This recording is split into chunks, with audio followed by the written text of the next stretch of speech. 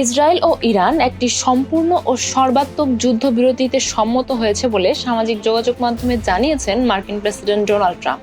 তবে ইরান বা ইসরায়েলের পক্ষ থেকে এ বিষয়ে এখনো কোনো আনুষ্ঠানিক নিশ্চিতকরণ পাওয়া যায়নি। মঙ্গলবার ভোরে ট্রুথ সোশ্যাল প্ল্যাটফর্মে দেওয়া এক পোস্টে ট্রাম্প দাবি করেন 6 ঘন্টার মধ্যে ইরান ও ইসরায়েলের মধ্যে 12 ঘন্টার জন্য যুদ্ধবিরতি কার্যকর হবে। তিনি আরও বলেন, এই যুদ্ধবিরতিকে যুদ্ধের সমাপ্তি হিসেবেও বিবেচনা করা হবে। ট্রাম্পের পোস্ট অনুযায়ী এই যুদ্ধবিরতির সূচনা করবে ইরান। এদিকে ইরানের পররাষ্ট্রমন্ত্রী আব্বাস আরাকচি এক্সে পোস্ট করে জানান, যদি স্থানীয় সময় বিকাল 4টার পর ইরানের উপর আর কোনো হামলা না হয়, তাহলে ইরান আর ইসরায়েলে পাল্টা হামলা চালাবে না।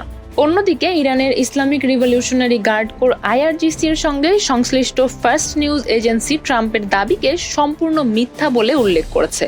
ইরানের রাষ্ট্রীয় ও অন্যান্য সংবাদ মাধ্যমগুলো ট্রাম্পের ঘোষণাকে এখনো দাবি হিসেবেই উল্লেখ করছে এবং সতর্ক অবস্থান বজায় রেখেছে।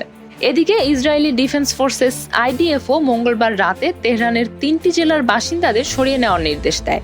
মঙ্গলবার ভোর রাতে ইরানের বিভিন্ন স্থানে বিস্ফোরণের খবরও পাওয়া গেছে।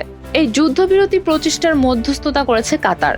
আলোচনার সঙ্গে যুক্ত কয়েকজন মার্কিন কর্মকর্তা নাম প্রকাশ না করার শর্তে মার্কিন সংবাদ মাধ্যম CNN-কে জানান, কাতারের প্রধানমন্ত্রী শেখ মোহাম্মদ বিন আব্দুর রহমান আল থানি ইরানি কর্মকর্তাদের সঙ্গে ফোনে যোগাযোগ করেন। যুক্তরাষ্ট্রের একটি সামরিক ঘাঁটিতে ইরানের হামলার পর এই সংলাপ শুরু হয়। এর আগে সোমবার রাতে কাতারের আল উদেইদ মার্কিন বিমান ঘাঁটিতে ইরান মিসাইল হামলা চালায়। ট্রাম্প পরে একটি পোস্টে দাবি করেন, হামলার আগে ইরান যুক্তরাষ্ট্রকে জানিয়ে দিয়েছিল এবং তারা 14টি মিসাইল নিক্ষেপ করেছিল, যা সবগুলোই প্রতিহত করা হয়েছে।